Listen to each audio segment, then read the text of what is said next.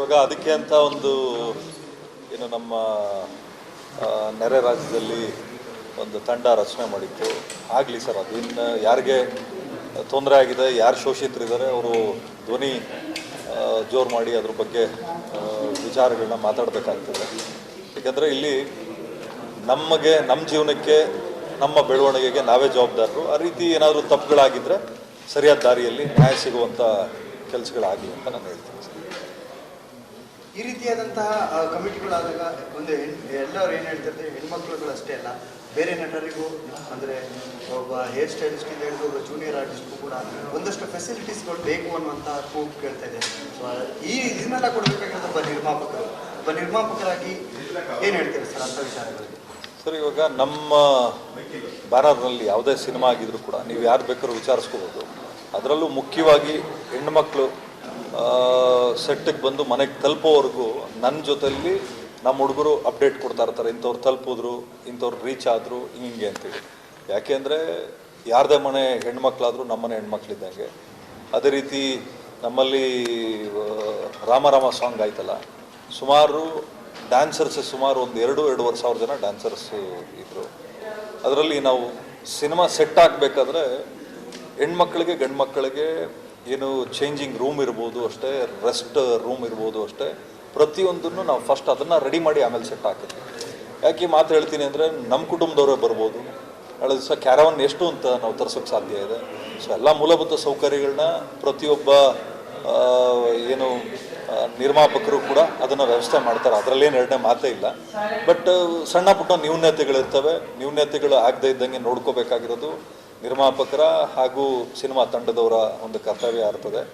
ಆಮೇಲೆ ನಾನು ಈ ಹಿಂದೆನೂ ಹೇಳಿದ್ದೆ ಸರ್, ಯಾರದೇ ಮನೆ ಹೆಣ್ಮಕ್ಳಾದರೂ ನಮ್ಮನೆ ಹೆಣ್ಮಕ್ಳೇ. ನಾವು ಸಿನಿಮಾ ಮಾಡೋಕ್ಕೆ ಬಂದಿರೋದು ಬರೀ ಬದುಕು ಕಟ್ಕೊಳ್ಳೋಕ್ಕೆ ಹೊರತು ಬೇರೆ ಇನ್ನೊಂದು ದೃಷ್ಟಿಯಿಂದ ಅಲ್ಲ ಅಂತ. ನೀವು ಸಿನಿಮಾ ಇಂಡಸ್ಟ್ರಿ ಅಂತ ಬಂದಾಗ ಎಲ್ಲರ ತಲೆಯಲ್ಲಿ ಇರೋದೇನು ಗ್ಲಾಮರ್ ಇಂಡಸ್ಟ್ರಿ ಅಂತೇಳಿ, ಆ ಹ್ಯಾಂಗ್ ಓವರಲ್ಲಿ ಇರ್ತಾರೆ ಅಂತೇಳಿ. ಸರ್, ಎಲ್ಲರೂ ಆ ರೀತಿ ಇರಲ್ಲ. ಯಾಕಂದರೆ ಎಷ್ಟೋ ಜನಕ್ಕೆ ಸಿನಿಮಾ ಇಂಡಸ್ಟ್ರಿ ಒಂದು ಬದುಕು.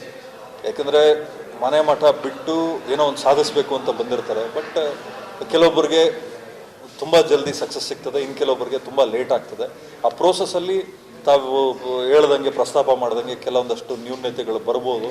ಎದುರಿಸಿ ನಿಲ್ಲುವಂಥ ಶಕ್ತಿ ಇರಬೇಕಾಗ್ತದೆ ಪ್ರತಿಯೊಬ್ಬರಿಗೂ ಕೂಡ. ಯಾಕಂದರೆ ಇಲ್ಲಿ ಅವ್ರವ್ರ ಜೀವನಕ್ಕೆ, ಅವರವರ ಸೇಫ್ಟಿಗೆ ಅವ್ರವ್ರ ಜವಾಬ್ದಾರಿ ಆಗಿರ್ತಾರೆ. ಬಟ್ ಅದೊಂದು ಕೆಲಸದ್ದು ಒಂದು ವಾತಾವರಣ ಅಂತ ಬಂದಾಗ ಅಲ್ಲಿನ ಮುಖಂಡರುಗಳು ಯಾರು ಇರ್ತಾರೆ ಅವ್ರ ಜವಾಬ್ದಾರಿ ಆಗಿರ್ತದೆ ಸರ್. ನಿರ್ಮಾಪಕರಾಗಿ ಕನ್ನಡ ಚಿತ್ರರಂಗಕ್ಕೆ ಜಸ್ಟಿಸ್ ಹೇಮಾ ಅವರ ಕಮಿಟಿ ನಮ್ಮ ಇಂಡಸ್ಟ್ರಿಗೆ ಬೇಕಾ ಸರ್?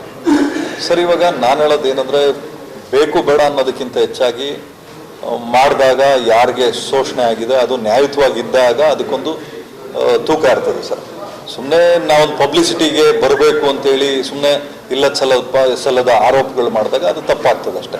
ಯಾವುದೇ ಅಷ್ಟೇ ಅತಿಯಾದರೆ ಅಮೃತನ ವಿಷ ಆಗ್ತದೆ ಅಂತಾರಲ್ಲ, ಈ ವರದಿ ಇರ್ಬೋದು, ಈ ಕಮಿಟಿಗಳಿರ್ಬೋದು, ಕರೆಕ್ಟಾಗಿ ಏನು ಅಳೆದು ತೂಗಿ ಮಾಡಿದ್ರೆ ಖಂಡಿತವಾಗ್ಲೂ ಅದು ಉಪಯೋಗಕರ ಆಗ್ತದೆ, ಆರೋಗ್ಯಕರ. ನೋಡಿರ್ತೀರ ಅನ್ಕೋತೀವಿ ಸರ್, ಅದು ಒಂದೆರಡು ಫೋಟೋ ತೋರಿಸ್ತೀನಿ. ಫೋಟೋ ನೋಡಿ ಏನಾದರೂ ರಿಯಾಕ್ಟ್ ಮಾಡ್ಬೋದಾ? ನೋಡಿ, ಒಬ್ಬ ಮಾನವೀಯತೆಯಿಂದ ನೋಡೋದಾದರೆ ಖಂಡಿತವಾಗ್ಲೂ ಆಗಿರೋದಂತೂ ತಪ್ಪು. ನಾನು ಒಬ್ಬ ವ್ಯಕ್ತಿ ಮೇಲೆ ಆರೋಪ ಮಾಡ್ತಾ ಇಲ್ಲ. ಏನು ಸಮಯ ಸಂದರ್ಭ ಏನು ಮಾಡಿಸ್ತೋ ನಮಗಂತೂ ಗೊತ್ತಿಲ್ಲ.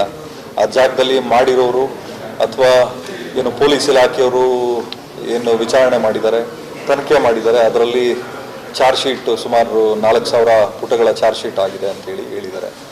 ಏನಾಗಿದೆ, ಸತ್ಯಾಸತ್ಯತೆಗಳು ನಮ್ಮ ಕಾನೂನು ದೃಷ್ಟಿಯಲ್ಲಿ ನ್ಯಾಯಾಲಯದಲ್ಲಿ ತೀರ್ಮಾನ ಆಗಬೇಕು ಸರ್. ಅದಕ್ಕೂ ಮುಂಚೆ ನಾವೇನೋ ಅದ್ರ ಬಗ್ಗೆ ನಾವೇನೋ ಕಮೆಂಟ್ ಮಾಡಿ ಅಥವಾ ಏನೋ ಅದರಿಂದ ನಾವು ಗಳಿಸುವಂಥದ್ದೇನಿಲ್ಲ.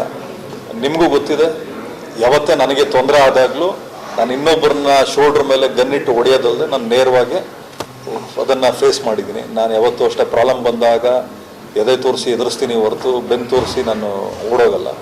ಈ ರೀತಿ ಸಮಸ್ಯೆಗಳು ಬಂದಿದೆ. ನಮ್ಮಲ್ಲಿ ಯಾವತ್ತೂ ಒಂದು ಅರ್ಥ ಮಾಡ್ಕೋಬೇಕಾಗ್ತದೆ, ಯಾವುದೇ ಒಬ್ಬ ವ್ಯಕ್ತಿ ಇರ್ಬೋದು, ಏನು ಆರ್ಟಿಸ್ಟ್ ಇರ್ಬೋದು ಅಥವಾ ಏನು ರಾಜಕಾರಣಿಗಳಿರ್ಬೋದು ಅಥವಾ ಉನ್ನತ ಸ್ಥಾನದಲ್ಲಿ ಕುಡ್ದಿರ್ತಕ್ಕಂಥವ್ರು, ಅವ್ರದ್ದೇ ಆದಂಥ ಒಂದು ನೋವುಗಳಿರ್ತವೆ. ಬಟ್ ನೋವನ್ನ ವ್ಯಕ್ತಪಡಿಸ್ಕೊಳ್ಳೋಕ್ಕೆ ಅಥವಾ ಅದನ್ನು ಪ್ರತೀಕಾರವಾಗಿ ತೀರಿಸ್ಕೊಳ್ಳೋಕ್ಕೆ ರೀತಿ ನೀತಿ ಬೇರೋದಿರ್ತದೆ. ಇವಾಗ ನೀವು ನೋಡಿದ್ರಿ, ನನ್ನ ಬಗ್ಗೆ ಯಾರ್ಯಾರೋ ಕಮೆಂಟ್ ಮಾಡಿದ್ರು, ನಾನೇನು ಮಾಡಿದೆ, ಒಂದೇ ಒಂದು ಕಂಪ್ಲೇಂಟ್, ಒಂದು A4 ಶೀಟ್ ಅಷ್ಟೇ.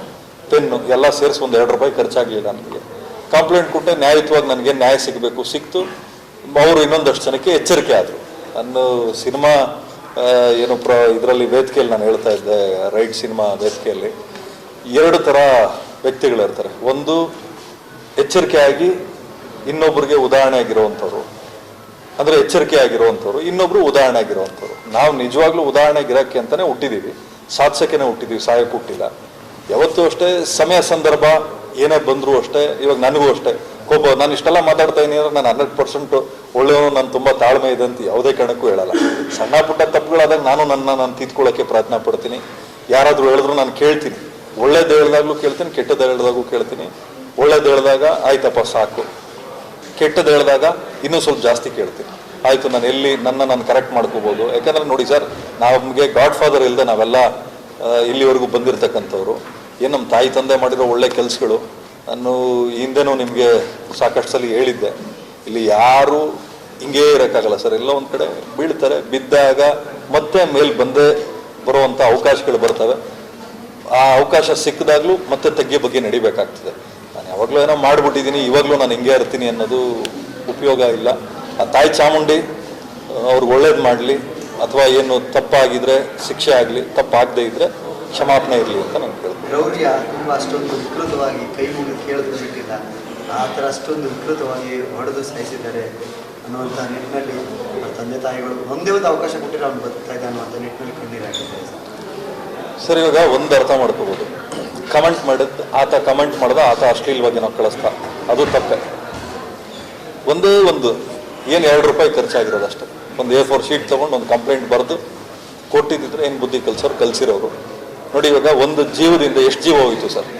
17 ಜನ ಒಳಗಡೆ ಹೋಗಿದ್ದಾರೆ, ಬರಲೇಬೇಕು. ನಮ್ಮ ನ್ಯಾಯಾಂಗದ ವ್ಯವಸ್ಥೆಯಲ್ಲಿ ಕ್ಷಮೆ ಅನ್ನೋದಿದೆ. ಎಲ್ಲರೂ ಒಂದಲ್ಲ ಒಂದು ದಿವಸ ಹೊರಗಡೆ ಬಂದು ನಾಳೆ ದಿವಸ ಮಾದರಿಯಾಗಿ ಬದುಕ್ತಾರೆ ಅನ್ನೋದೊಂದು ನನ್ನ ನಂಬಿಕೆ. ಒಂದು ಅನುಕುಮಾರ್ ತಂದೆ ತೀರ್ಕೊಂಡ್ರು, ಇನ್ನೊಂದು ರಾಘವೇಂದ್ರ ಅವ್ರ ತಾಯಿ ತೀರ್ಕೊಂಡ್ರು. ನನಗೆ ಬಂದಿದ್ದ ಮಾಹಿತಿ ಪ್ರಕಾರ ಇನ್ನೊಬ್ಬರು ತಾಯಿನೋ ತಂದೆನೋ ಸೀರಿಯಸ್ ಆಗಿದ್ದಾರೆ ಅಂತ ಗೊತ್ತಾಯಿತು. ಪ್ರಾಣ ಹೋಗಿದ್ದು.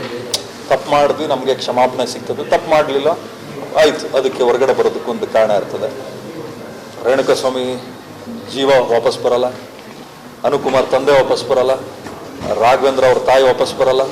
ಅಲ್ಲಿಗೆ 3 ಜೀವನ ವಾಪಸ್ಸಂತೂ ತರೋಕ್ಕಾಗಲ್ಲ. ನಾನು ಬಯಸೋದಿಷ್ಟೇ, ನಂದೇನು ವಾಯ್ಸ್ ರೈಸ್ ಮಾಡಬೇಕಾಗಿತ್ತು, ಎಲ್ಲಿ ಮಾಡಬೇಕಾಗಿತ್ತು ನಾನು ಮಾಡಿದೆ. ನನ್ನ ಲಿಮಿಟ್, ನನ್ನ ಅದ್ಬಸ್ತಲ್ಲಿತ್ತು, ಅಲ್ಲಿ ತನಕ ಹೋಗಿ ಇವಾಗ ನಾನು ಇಲ್ಲಿಗೆ ನಿಂತಿದ್ದೀನಿ. ಯಾರಿಗೆ ಅನ್ಯಾಯ ಆಗಿದೆ ಆ ತಾಯಿ ಚಾಮುಂಡಿ ಕಾಪಾಡಲಿ.